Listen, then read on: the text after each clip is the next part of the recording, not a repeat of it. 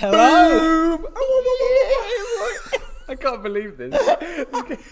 Hello everybody. Welcome to another wonderful, glorious, happy, very special edition of the Don't Be a Hero podcast. Because for the very first time, Forrest and Matt are literally sat next to each other. Oh, this is, I gotta say, on a level of 1 to 10, this is 110% exciting. I am beside myself.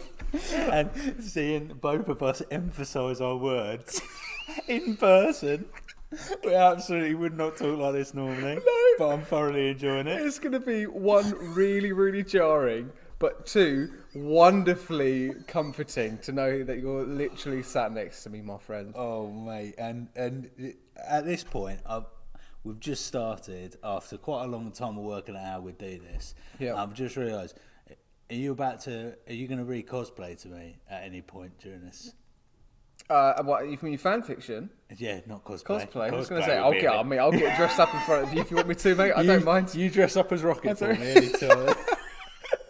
Yeah, have you got fan fiction? We were thinking, instead of doing fan fiction, this past week has been very exciting for every Marvel fan because we have Mr. K-Dog has announced the rest of Phase 5 and a bit of Phase 6 as well. So instead of some fan fiction, we're going to leave it for this week, but we're going to use the end of today's episode to talk about those announcements of the new TV series that will be coming out on Disney Plus, and also the new movies that will be coming out in the next few years, which is a hell of a lot, man. Oh, an amazing amount. I was going to say a ridiculous Mate, amount, and that makes it sound negative, but it can only be a good thing. To be a digital visual artist right now for Disney on these MCU movies, there must be sweating buckets. Oh, it is, yeah. And I suppose my only, we'll go into this later, but my only gripe immediately would be a lot of material. Does that mean that the majority of material, the quality is going to go down because the quantity is definitely increasing? It's really fair. I think it's risky. I think it's risky, but there is a lot of exciting stuff that's coming out. But we're not to focus on that right now, because today we are talking about Guardians of the Galaxy. Enter theme tune. Yeah, we know what we're doing. Oh yeah.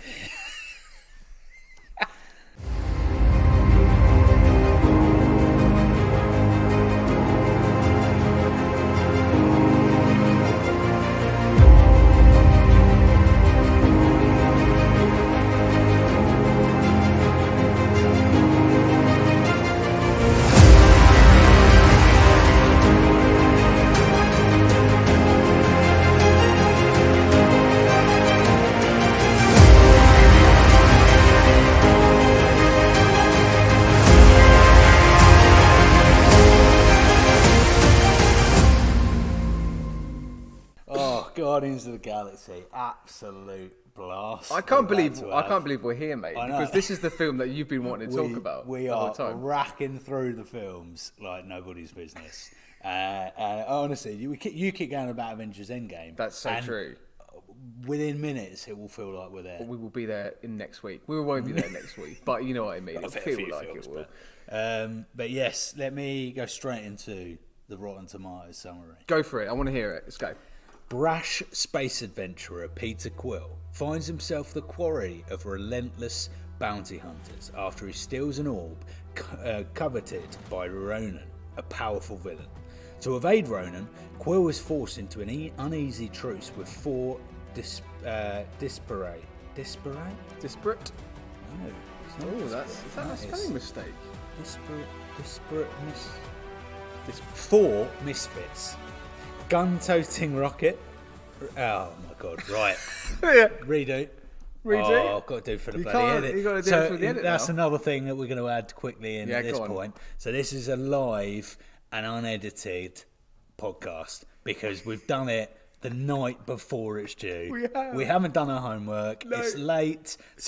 I've just got back from Disney. I literally have just returned from Disney. And I've just done a part of a move.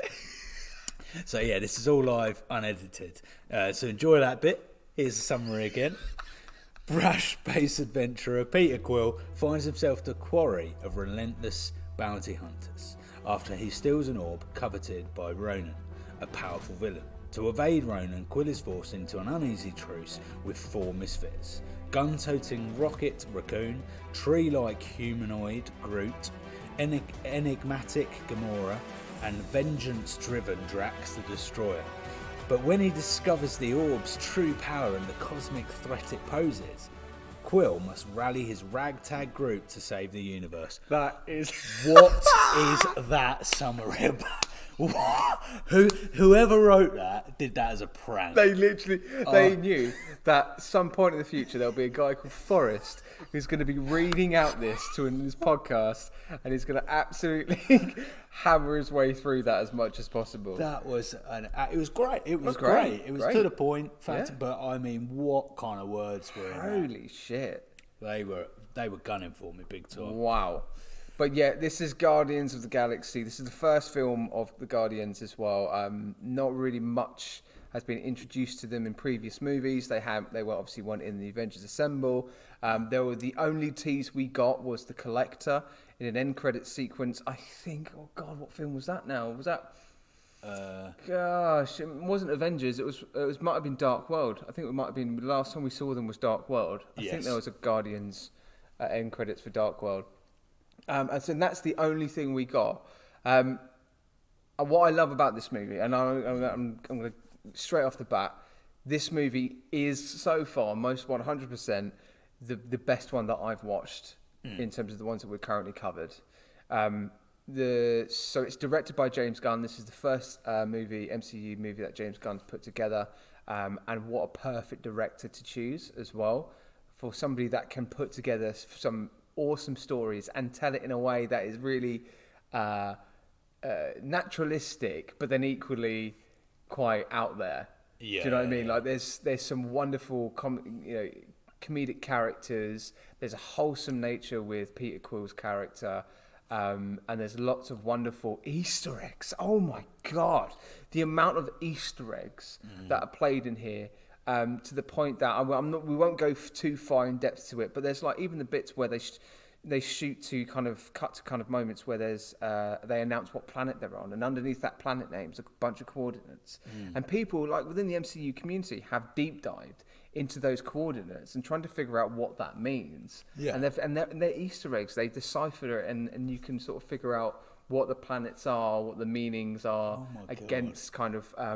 Where they are, how it's set, and it's oh my God, James Gunn's bloody genius. He is a genius, and one of the things I've got to say about this film is, so we, like you said earlier, very limited information about Guardians of the Galaxy coming into this film, right? They're not really set up in other films massively.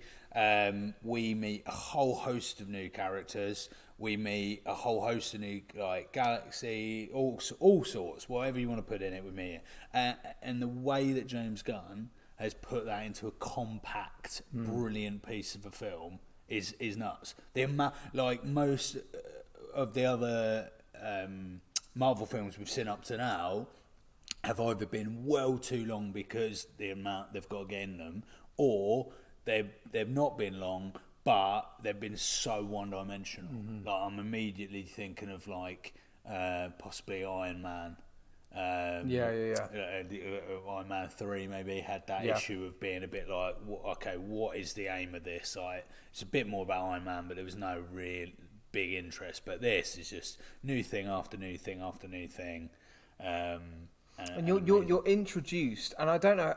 I'm really interested to know how successful it was actually. How much money did it gross on its budget? Because you've got characters here, and an eclectic group of characters that have been introduced for the very first time.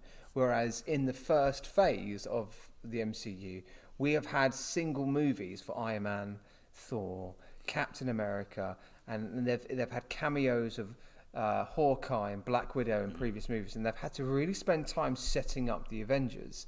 And yet with Guardians of the Galaxy, they managed to really successfully tell a gripping story with new characters that you immediately fucking love. Like, you love them. They are so well played, and each of them are so good. and all of the kind of plot that happens around it. It just, it's a wonderful movie. How much did it make, man? So gross American box office $333.7 million. So I mean, it made a shed ton. And it was so we're now, so this was released August 1st 2014 worldwide, right? Yeah. We're now in 2014. We're saying we're racking through these movies. We started 2008 and now we're already in 2014, and so we've got less than 10 years before we're mental. We're catching ourselves. Absolutely mental.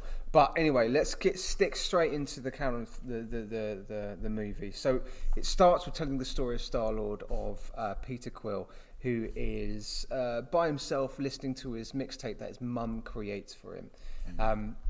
And it's sets it up immediately. There's no kind of like scenes that happen in the lead up to us. You go straight up to the moment where he gets abducted, basically.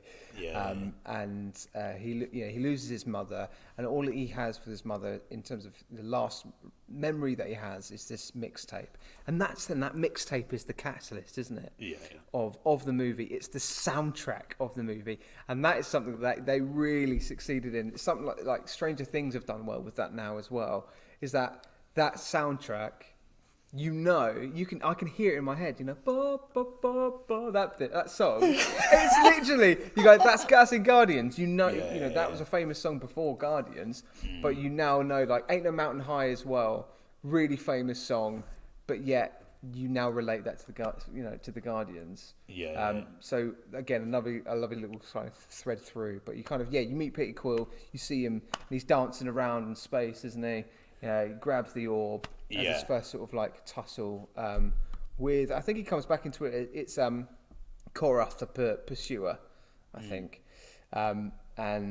He gets the orb and gets the orb and gets kind of put into prison, isn't he, quite quickly. They get caught. Yes. So they get put into prison. A little bit down the line, because there's stuff that happens in between. We meet, for instance, we meet Rocket, and we meet Groot by that point. Because he takes the orb to where the Nova Corps. Yes, Nova Empire, doesn't he? That's it.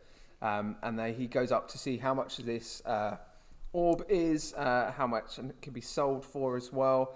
And he goes to the arms dealer, the seller, isn't it? He goes, how much could it be sold for? And he's like, well, we can't be dealing with that kind of sale because you're talking about Ronan here, and Ronan's trying to take out my race, and all that kind of stuff. Exactly. So, you got Ronan, Thanos right at the top. So we're massively introduced to Thanos at this point. This is the first time as well we see Josh Brolin play the role. And it's a bizarre film, I think, of Thanos. And that's the only, the only part that I thought, because you see Ronan question Thanos. Yeah. You see Ronan absolutely try and overtake, overrun, whatever you want to word it as, Thanos. But he's kind of, you would think, right? And we've seen Thanos up to now in tiny glimpses, that actually his first full feature in a film, he would be a massive energy and a massive he'd just have a lot of power. Where actually, I would argue that his few scenes in this, it's more about, because it is more about Ronan and not about Thanos. But Thanos almost, those scenes where it's him. Ronan and Nebula. He's quite weak, I think. I would counter that with how we go against all the other kind of antagonists that we've had in other films, and we're saying they're really weak. These antagonists have the exact same powers as the hero, and they're going after the hero, and it kind of repeats itself and regurgitates itself in a few movies. Yeah. What I think Thor 2 failed on is that Ronan is answering to a higher power. Yeah. So Thanos, immediately, this mysterious Thanos, the fear around that character is heightened because you've got this Ronin guy who's working for him. It's like, and I put in my notes, like it's Star Wars-esque. You know, you've got the evil Empire, you've got the Emperor, and you've got Darth Vader. Darth Vader's really terrifying, but the Emperor is also very terrifying. So I think there's weight within the kind of how Ronin. I mean, Lee Pace plays Ronin, and Lee Pace is a great actor in his own right. But like, I think I really enjoyed Ronin's role because you kind of get Loki-esque kind of vibes to it, power hungry. Without his power, he's really willing nothing. to kind of backstab anyone. Yeah. But I going back to Thanos, do you not feel that actually, because I think at the start of the film he appears by a screen, doesn't he? And then Ronin actually goes to visit him. Yeah. Do you not think that actually Thanos would have been more powerful for this film if he was just on the screen the whole time? I think he pays him a visit, and literally Ronan's a complete prick to him. Maybe. And Thanos kind of puts him in his place a little bit, but only a very little bit. He kind of seems like a very tame Thanos. Yeah, I think maybe if they had a little bit more screen time for Thanos, I think I'd probably be into it more, into Thanos. But I did also really like the mysterious nature behind Thanos. That we knew that, and it was always, whether it was done through marketing, we knew that there was this bigger villain coming, and it was going to be Thanos. And the little clips that we got here of Thanos in these different separate movies, you kind of go, oh, I want to see more, I want to see one, I want to see more. And this was the first one, really, when we got to go, oh my God, that's him talking, that's him there. And this is the film that really kicks off the Infinity Saga. You know, when they really start mentioning, I think it is the first time they talk about the Infinity Stones and what they are, and because the Collector talks about them, doesn't he, to the Guardians at one point in the movie. So you start understanding this bigger world, this bigger story that's being threaded through.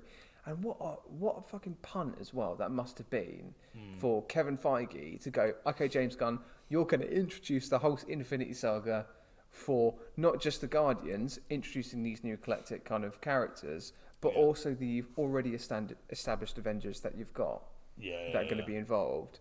Like that was, I think that was a huge risk that was taken, but it pulled off brilliantly. Yeah. Anyway, let's go back into kind of the story. So we have this big fight, don't we? Because Gamora goes after Quill.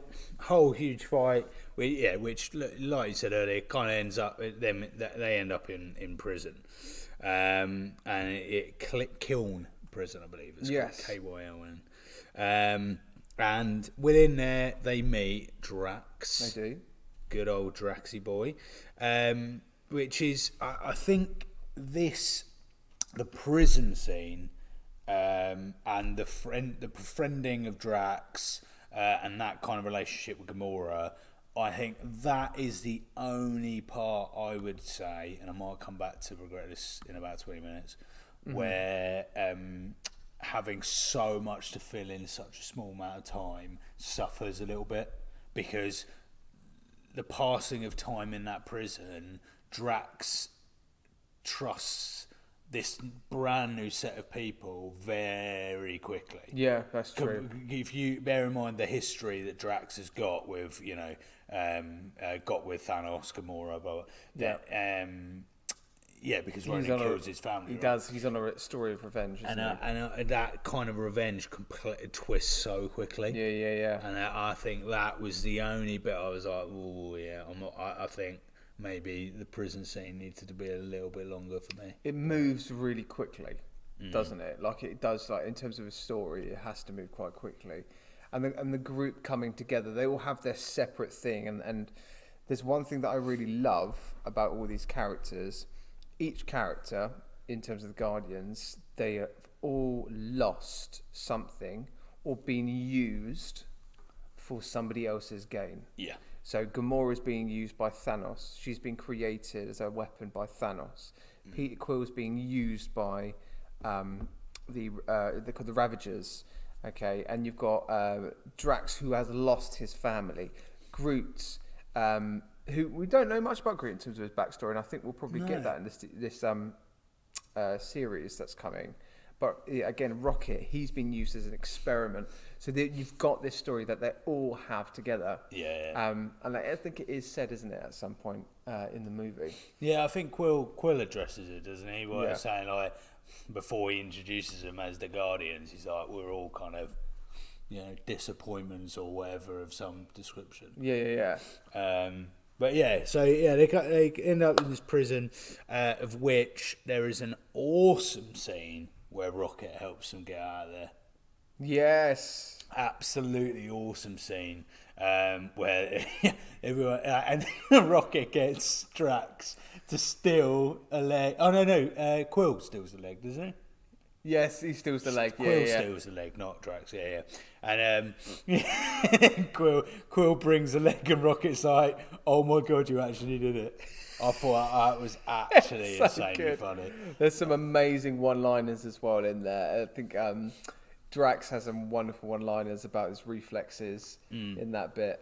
I can't remember exactly what the line is, but there's some wonderful kind of like comedic moments, and especially that badass shot of Groot and Rocket with their whatever laser gun it is, that they're kind of like pan around and shoot at everybody. It's so good. Yeah. You really get an idea of kind of what their abilities are as a group, and they escape, don't they? Together, they escape together. Yeah. Quill goes back to get his mixtape, where there's another guy who's listening to his mixtape. Yeah. He brutally takes him out with the orb.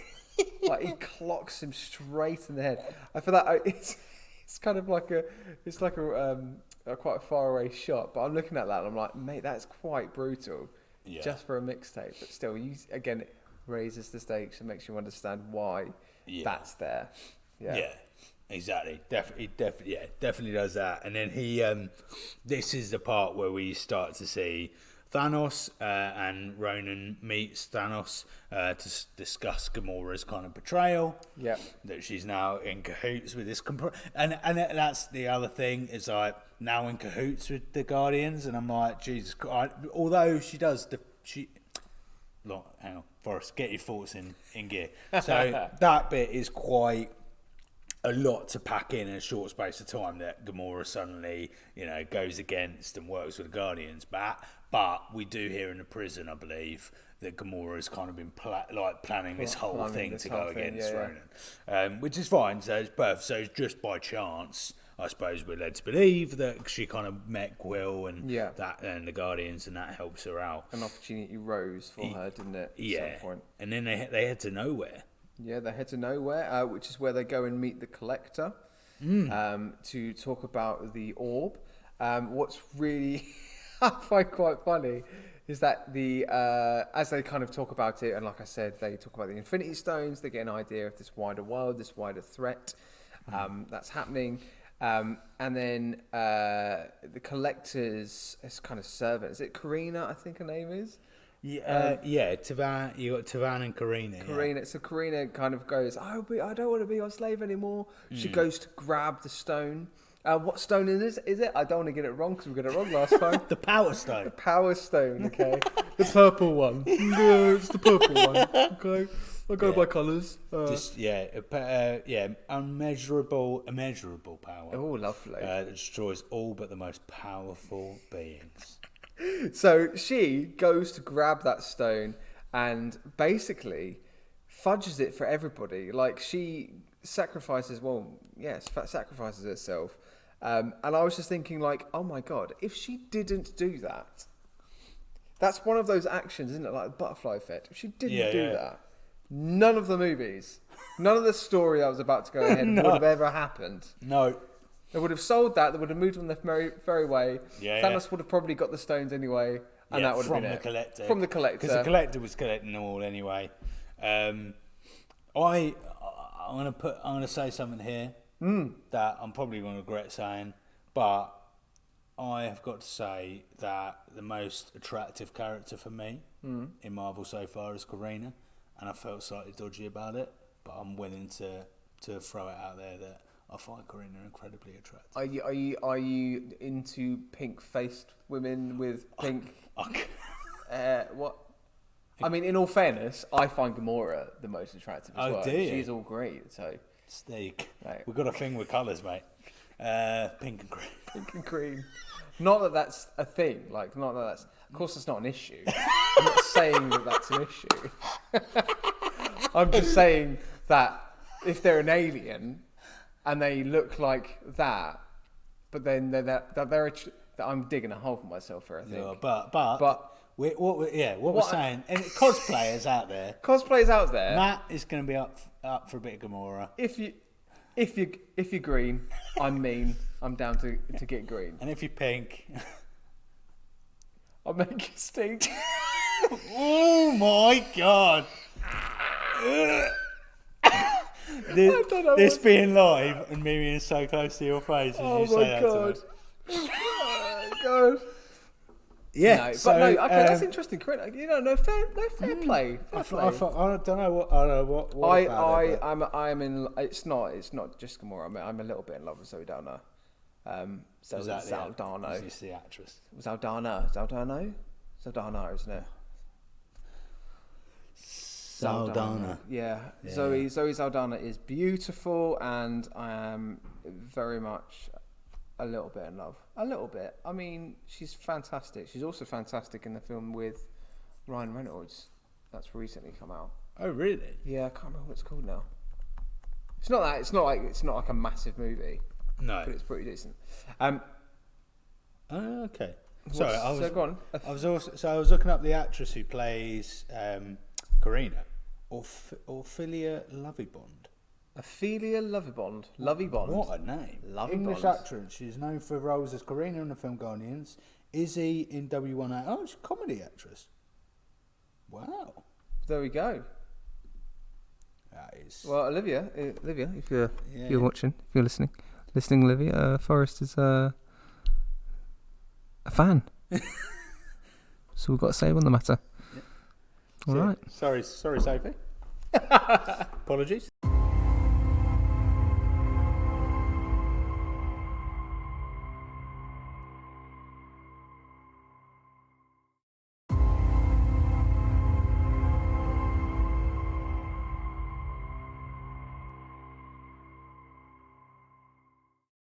But yes. So we meet that, and then Quill contacts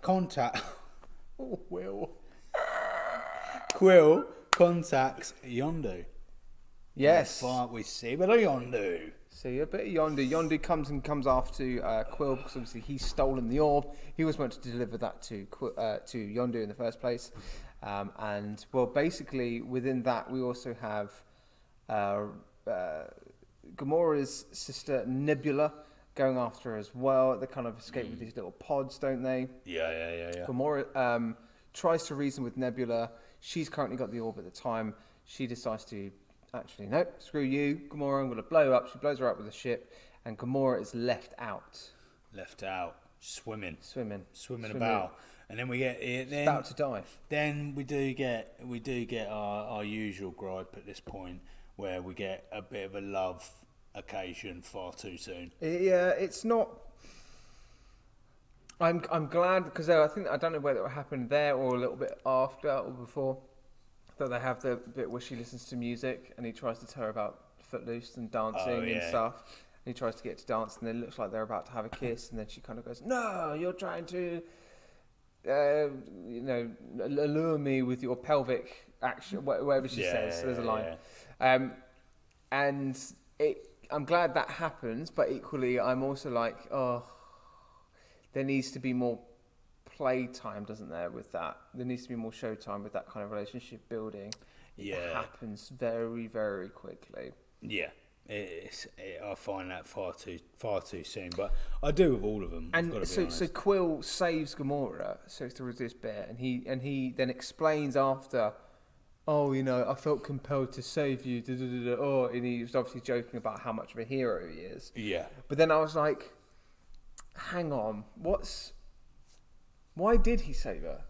Because don't give me it's love at first sight and all that kind of stuff, because that's... I know. Yeah. And what is that? There was no benefit to doing it, was there? No. Didn't have the... Well, she didn't have the orb. She was about to die, but... There's a little Easter egg, a theory behind the fact that In the beginning of the movie, Peter Quill decides not to take his mother's hand as a dying wish. Yeah. And he walks away from it. And there's a moment where him and Gamora kind of touch hands, and then that kind of is like his imprint tied to her, and he kind of like feels compelled to then, he has that affinity with her. Yeah. There's that theory there. But again, it's not explained, it's not really shown enough, or it's not as obvious enough for it to be, I think, a hard and given. But yeah, she gets saved. Thankfully, she doesn't die. But it does, I think, then forebodes what's going to happen with other characters in that kind of vein, because somebody else dies like that, I think, later down the line. You know what I'm talking about? Possibly. I don't want to spoil it, because that's one of the next movies I think we have to talk about in the next phase. Somebody else actually dies through that kind of frozen action in space. Oh my god! But I must know what you're. I'm doing actions, mate. That shark It's actions. not a shark. A fin. Oh, I'm not spoiling it for the listener, because the listener might have not watched. Something else happens in Guardians 2 relating to what happens in Guardians 1. There's a callback. There's a callback, my friend. Yes, I've got you. Equally as well, at that particular moment, if we're staying, it seems to be lingering on this moment, but that was shot underwater, just so you know. Was it? Yeah. Oh. In order for them to get the effect. Huh? Yeah. Anyway, moving on. Right. So at this point, Ravagers and Quill's group join with the Nova Corps. Oh no! I mean, I've skipped a little bit because we do get a lot of drama in regards to Ronan. He embeds the stone in his warhammer. He does. It's pretty cool. I quite like that transition. Yeah, and he kind of goes absolutely nuts. He goes absolutely feral. He threatens to kill Thanos. Yep. At this point. And then Nebula allies with Ronan. So at this point, Thanos has lost both daughters. Yep. Lost Ronan, 0 power. But we know. I quite like, again, harking back to Ronan's decision to betray Thanos, to go, actually, no, I'm taking this stone for myself, I'm not giving it for you. Because I know how powerful this is. Yep. There's this kind of Loki-esque. Yes. Kind of attack to that. Because, like, again, Loki was like, no, I'm going to kill my father so I can become King of Asgard. It's the same sort of thing. Ronan feels like he can be the person that can lead the Infinity Gauntlet and all that kind of stuff. Going back to kind of the Nova Corps, just while we were kind of mentioning it as well, I really love the Nova Corps in this. I think the characters that are playing it, I think John C. Reilly's in it, isn't he? John C. Reilly. There's also the other character, the young English bloke, Peter Serafinal Switch. That's it. I can never say his last name. He is flipping hilarious. Like, both of those characters are so good, and obviously Glenn Close is part of the Nova Corps as well. Yeah. I just feel like there needs to be a TV series. There needs to be and absolutely a Disney TV series. Could you imagine the type of Groot / Rocket style characters we'd be able Wouldn't it be awesome? This is what I put down good. in my notes, is that it should be a workplace comedy like The Office. Oh my. But just Nova Corps. Oh my god! Like, you could seriously do it with those actors as well. Oh, absolutely! Like, it would be so funny. That's an inspired idea. Yeah, brand new idea as well. I love it. Right? A Marvel Office. K-Dog, are you listening? I've got an idea, my friend. Give us an email at don't be a hero podcast at gmail.com if I can say it properly. Cheers, K-Dog. But yeah, no, I think that would be really cool. Like, something like that. That kind of predates Guardians. Yes. Just so, you know, we can have everybody in those kind of cool characters within it. I think, it's a possibility. But yeah, I flipping love it. It's so good. So good. Yeah. And then, so mission for our wonderful Guardians. Kill Ronan, get stone. And then there's that wonderful moment when they're on the ship as well, where Peter Quill does his inspired speech. And they all kind of stand up and go, yeah, no, I'll fight with you. And I love it. Rocket goes, here we are, just losers standing. We're all just standing. I love it. I don't know what the right line is, but it's just standing like losers or something like that. It's so good. Rocket has brilliant one-liners in it. It's very, very well written character. Yeah. very well written. Extreme, and yeah, we'll talk about it at the end. But I've got some delightful rocket-related news. Oh, amazing! All right. Yeah. So, and then we kind of like the whole kind of we need to take out Ronan. The plot is very much established by this point. The Guardians are very much established. They're working with the Ravagers as well at this point.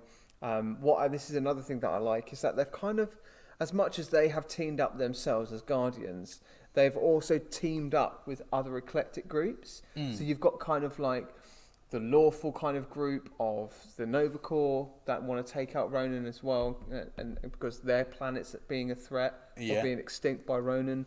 You've also got the Ravagers that want the orb as well, because that was the deal that they made with Quill in the first hand. So you've got some resistance. You've got the people that work kind of on a lawful kind of political kind of scale going after this one villain. So you've got kind of like three groups after one big villain. Again, I think that works really nicely. It's about the Guardians of the Galaxy. It's about everybody coming together. Yeah. There's and Quill having the ability to bring people in. Like he does a bargain, so he's always got a bargain with somebody, and then a completely different bargain with another. Like the way this orb is going, I'll get this orb, but then you need this orb for somebody else. I love that kind of none of these people are brought together because they're all working together. They're all working on their own aims and objectives. It's just Quill's kind of got them all together. It's and that brings comedy aspect to it as well, which is insane. So there's a bit where they kind of they go after Ronan, and Nova Corps create a little shield around Ronan's ship. Ronan is not having any of it. He takes them out, and within doing that, takes out his own ship, and his own ship kind of is about to plummet down onto the Nova Corps planet. What's it called again? The planet is Xander. Xander, thank you. So he's about to crash down to Xander, and the Guardians realise that actually our idea of shooting Ronan out of the time stone was the power stone wasn't going to work, and they sort of realise that this is it. They have this kind of Toy Story moment, don't they? Like Toy Story 3 when they were holding hands, they're like, we're going down. But then we have Groot. Oh my god, this bit, honestly, every time I watch it, it genuinely makes me cry. The shelter of light. It's beautiful. I can't honestly. I've got. I haven't shown you this. I haven't even spoken about Disney. I've just come back from Disney, and Matt's not mentioned it much. I've only mentioned it once. Shut up. It was really good. I dressed as Groot. Oh my! I got a Groot hat. Oh my god! And I got a Groot t-shirt. That is we will put this photo on Insta. That's gorgeous. Thank you. I love that. I love the look, mate. I mean, I was. I want that t-shirt. I'm in love with this character so much. Groot just kind of extends himself and encompasses his friends and protects his friends through his branches and intertwined. There's something really stunning, and I hope you listeners, two listeners that are listening, are agreeing with me here that there's something really poetic about nature encompassing you and Groot being part of that, and he is the roots of nature, and he's protecting his friends, and then he says, "We are Groot," and I die with emotions because it's just beautiful and it's so well played. And then as it plummets down, Rocket, his only friend Groot, he's sacrificed himself. And then there's this part of Rocket that you go, oh my god, he's a really cute little raccoon, but he's also a foul-mouthed raccoon. And his heart is broken, and you see this moment where Drax comforts him. At the end as well. It's oh god, it breaks which is my comical heart. Because the size of Drax.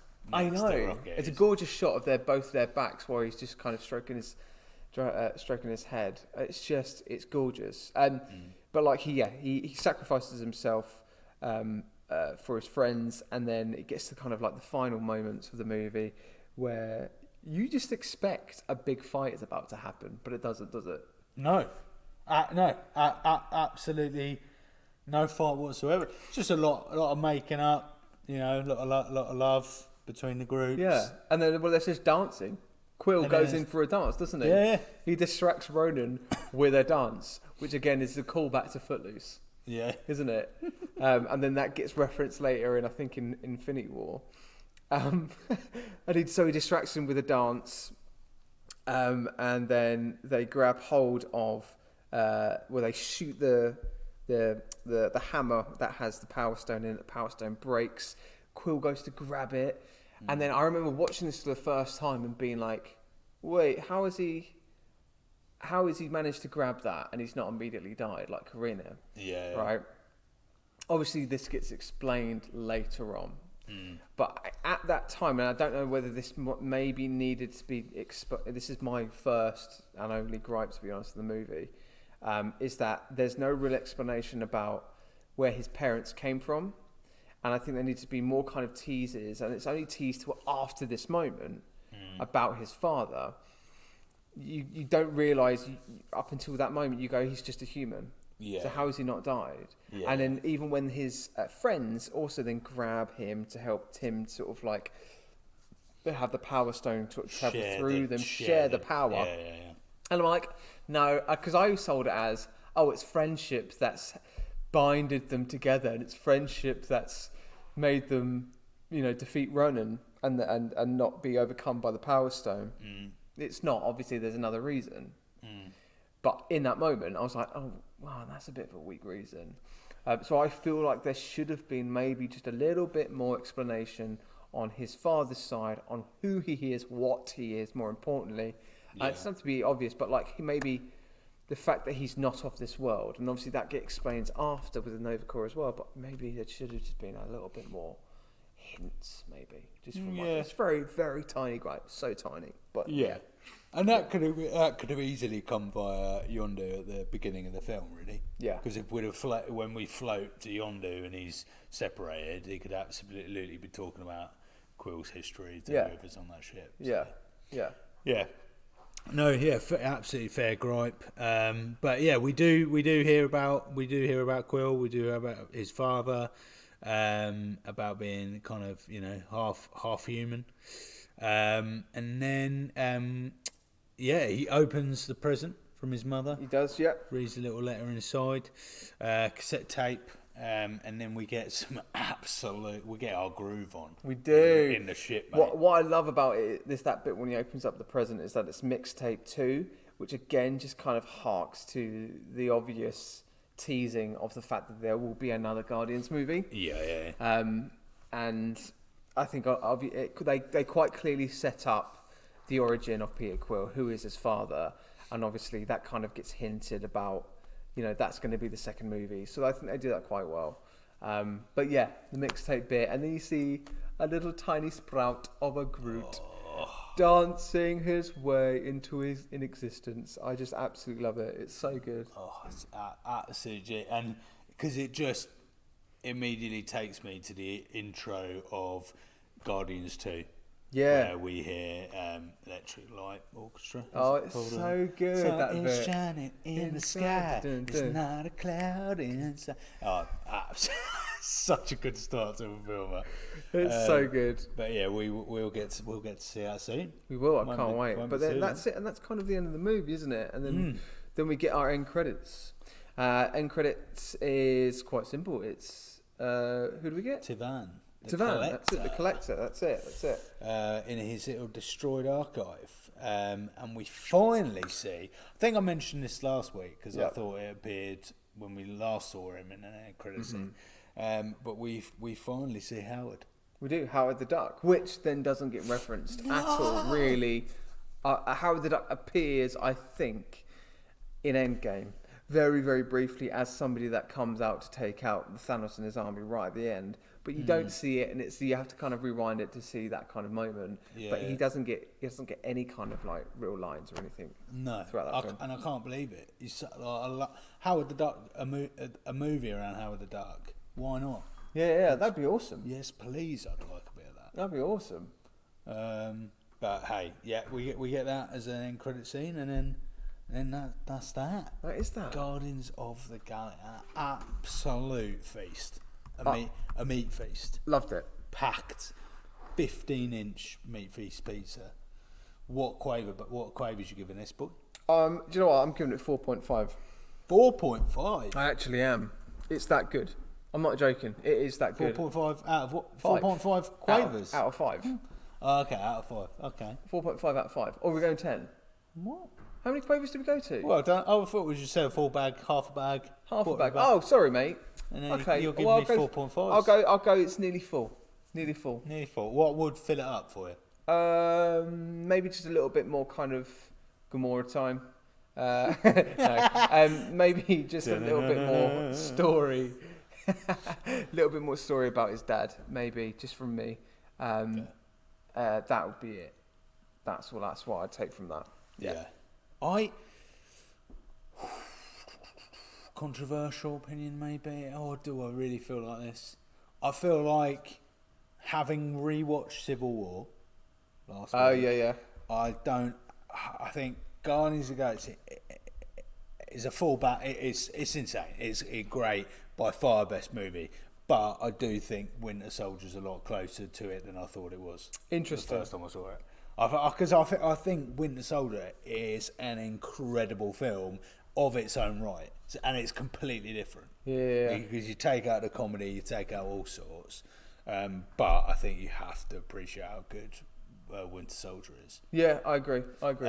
Because of the reasons we specified as well when we said about, Guardians of the Galaxy is a lot of relying on like science and non-humans, all sorts. Whereas Winter Soldier, Captain America, has to rely on a really good patriotic story about a bloke that just has some, a couple of superhuman powers. So it kind of has to rely on that and have a really good story. Yeah. Whereas this can rely on Rocket or Groot or but yeah, I think fantastic film. Awesome. Can't wait for Guardians too. Should we talk about Phase 5 and Phase 6? So I think we should. Oh my gosh, it's been so exciting. So the San Diego Comic-Con happened last weekend, and Mr. Kevin Feige and all of his wonderful pals at MCU world have announced the remaining Phase 5 and Phase 6, well, starting on Phase 6, running all the way up into 2025, I think, which is absolutely insane. So we're just going to go through this list. It's so long, but it's so exciting. So with the remaining of Phase 4, I think there's been quite a lot of kind of feedback on Phase 4 currently on kind of where's it going, what's happening. There's a lot of new things and new characters being introduced and very little thread through across all the series and all the films that are being played. But it feels like we know where that's going now because of Phase 5 and Phase 6 being announced. So we've got She-Hulk that's coming out later in August. We've got Black Panther Wakanda Forever, which is coming out in November of this year as well. Did you see that? Very great trailer. Oh my God, that trailer is insanely good. Incredible. I can't wait to watch it. I think it'll be great. Really good film. It's going to be absolutely amazing. But then we move into Phase 5, which starts at the beginning of 2023. We've got Ant-Man Quantumania. We'll see bits of Kang, I think, in that, which will hark back to the first series of Loki. They're showing a couple of pictures. That's amazing. That's really exciting. And I think they've... And we'll get to it because Ant-Man must be coming up. Yeah. But I can't wait to watch that because I feel like they've put Kang in it. They've given Ant-Man. They've elevated Ant-Man. They absolutely so have. that it gets treated a little bit more seriously as a film. Yeah. Because I think Ant-Man's... It's got the cast. It's got the abilities to be a great film, a set of films, and it's never quite got there. No. Whereas I'm hoping this will absolutely do it. 100%. So we've got Ant-Man Quantumania coming out in February. We've also then, next we have Secret Invasion, which will be a Disney Plus show. That will be going around kind of what happened with the Marvel, Captain Marvel, Nick Fury will be in it. Very exciting. We'll get a lot of kind of loose ends tied, I think, in that TV show. Yep. Will we get our favourite agent back? I'd love to. If we got him back, it would be amazing. If we got Coulson back, man, I'll be beside myself. That would be could amazing. Absolutely turn up in that as well. Then we've got Guardians 3, my friend, in May 2023. May 2020, next year. Next year. Yes. Yeah, of course it is. Then we've got Echo, which will be a Disney Plus show that kind of goes into kind of what happens with Hawkeye. We have potential Daredevil elements in there as well with Kingpin. It's honestly, mate. You need to watch Daredevil. You need to watch it. It's so good. Oh, what they're doing a Daredevil anyway. Oh, they are. Yeah, They're a revival, doing a little bit of a revival. I'll use that to watch it, but yeah. Okay. We've got Loki season 2. We've got The Marvels, which ties into new Miss Marvel that's just come out recently, over the last few months on Disney Plus. We've got the Blade movie in November of 2023. Blade. Could I just go quickly to Loki again? Yeah. Should he not just be coming back in films now? Bearing in mind that we know that Loki Series 1 storyline is about to massively kick some ass in the overall MCU movies. Why go for another series? Just bring him back into the mainframe. It's a fair point. I'm always of the belief that Loki should have always been a movie. If you watch the series, it's long-winded and in parts. I think we will go through it. We will do. We will absolutely go through coverage these. of the TV series. We've got to do what we'll do. Start with What If. I have a massive gripe with all these announcements, but I will get to that at the end. But let's run through it. Ironheart, Disney Plus series. Interested to see what happens there. Yep. We have an Agatha Disney Plus show. Again, I be insanely good. Love how she played Agatha. I think it's going to be really good. I do think it's going to be pretty funny. I think that's got a gamble of being shit though. At the same time, I think I think many of these movies, and TV shows. But we'll see how it goes. We've got Daredevil, Born Again. I cannot wait. It's going to be awesome. Captain America: New World Order, which will be coming out in May of 2024, which will be again a new Captain America. Really looking forward to that. Good. That's gonna be great. And then we get the Thunderbolts in 2024. Thunderbolt Ross. Yes. I don't know whether Deadpool has been confirmed in it, but there's been teasers of Deadpool being around. That's when we start really thinking about the X-Men. Because I've also seen in that, and I don't know if it was just some mismarketing. Also seen what's in Black Widow, the recent film. Hang on. Black Widow had a film. And that film was called Black Widow, wasn't it? Mm-hmm. Florence Pugh's character. I saw Yelena in marketing alongside Thunderbolt. Oh, that's cool. That's great, because I was interested to know how Yelena gets into it. Yelena's got to be back in it soon. Yeah. Love that character. Yeah. So then that's the end of Phase 5, right? That Thunderbolts end Phase 5. Then we go into the beginning of Phase 6, which are 3 incredibly massive movies. Fantastic Four, November 2024. Oh, I can't wait. Honestly, whatever they do with that movie, it's got to be good. There have been terrible renditions of these movies. Well, yeah. One day we will do Fantastic Four. We'll have to. Because I think it gets a lot of flack. I think it gets a lot of flack. Let's do it. Let's find time for that. We'll go and watch that at some point. But then, more excitingly, mate, we get in 2025. This is mental. We get 2 Avengers movies. 2. We get Avengers: The Kang Dynasty, and then we get Avengers. I can't believe I'm saying this. Secret Wars. Oh my god! Secret Wars, man. It's actually happening. Secret Wars has been a story within the comics that has been spoken about for flipping ages, since really the first Avengers came out. I remember talking to friends going like, I wonder what they'll do if they ever do a Secret Wars story, and they're flipping doing it. November 7th, 2025 has been softly kind of spoken about when it happens. But this is the story that kind of combines X-Men or mutants with the Avengers. Absolutely. And it is how like it Deadpool's in it, like the how are they going to do it? How are they going to tell that story? I have no idea, but I can't wait for it. But man, MCU fans better get excited. There is so much to be done. So much to be talking bloating about. in for one film, though. Honestly, I think there is danger here. The one main gripe I have in here is the fact that there is no reference to a Moon Knight Season 2. That is upsetting. Because Phase 6, there is so Phase much 6, room I for mean, almost everything. I really hope so, and that's only in a few years' time, in all fairness. So I hope there is a Moon Knight Series 2 coming out, or at least Moon Knight appears in one of these movies or series at some point. It is an incredible, So incredible show. Secret War, so they can't possibly be doing everything that happens in Secret Wars in one film. Or do you think that would be possible? It looks like it is. There's It's no a part short one, part set two. of comics. It's only a 12-issue comic book series, limited series. But that feels absolutely nuts, bearing in mind that will be the same year we're introduced to Fantastic Four. And we haven't even had an X-Men intro yet. I know, that's true. We've not even had an X-Men intro. So... But this is the... Have they announced that this is the multiverse saga? So we're moving into the multiverse saga. We've already started it. But, yeah, man. Do you want the worst news that I've heard? Go. Not on the list yet. But What's that? apparently, what will be added to the list, Eternals 2. Are you joking? No. There's actually going to be Eternals 2? I've seen a lot on Twitter about rumour has it there'll be an Eternals 2. That is utterly horrendous. Because that means we have to talk about Eternals not once, but twice.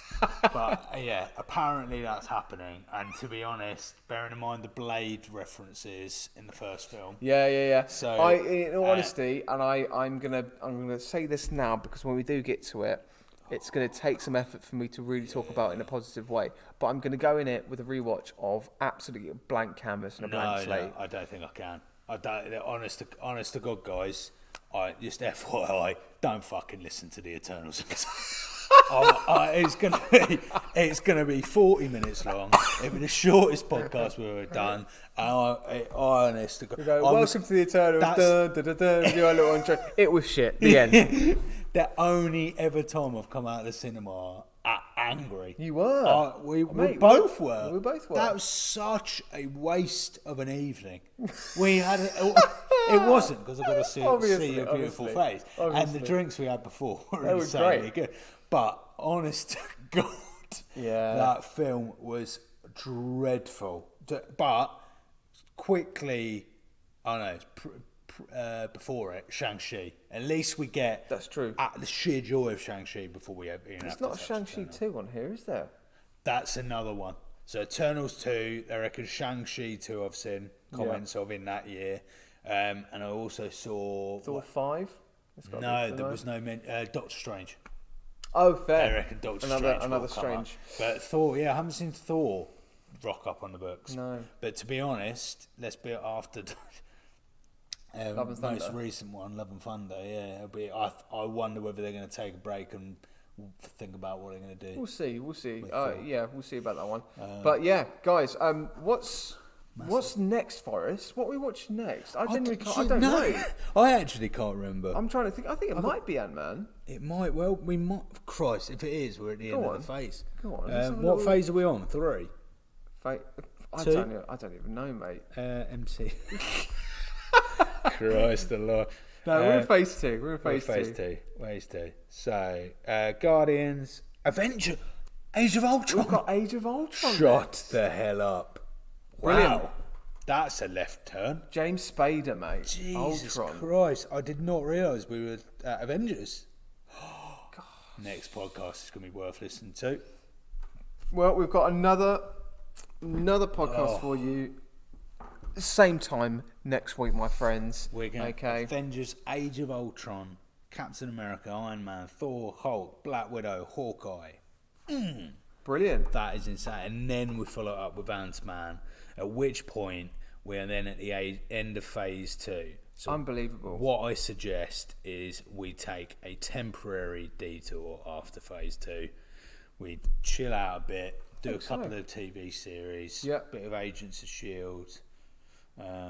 We could just do a bit of what I tell you what. If you are listening right now and would like to recommend outside of MCU movies, whether that might be Marvel, DC, TV series that might not be technically following the chronological MCU universe, for us to review, just send us an email and let us know, because we'd love to. I think it's a wonderful opportunity for us to get some engagement with you guys as well in particular. So do make sure you send us an email on don'tbeahero@gmail.com, and we'll read those and we'll see if we can get any good suggestions, and we'll go with that. Absolutely. Mate. Guardians of the Galaxy, thoroughly enjoyed it, which is ironic because this is going to be our shortest podcast. Oh, wow. Maybe it's just but- because we're sat next to each other. We're so flipping efficient. Yeah. Sat next to each other. Boom, boom, boom. We'll see you on a flippity flip. See you next week. Don't Be a Hero podcast at gmail.com. Join us on Instagram, Twitter, all the usual places. We'll see you next week. Take care.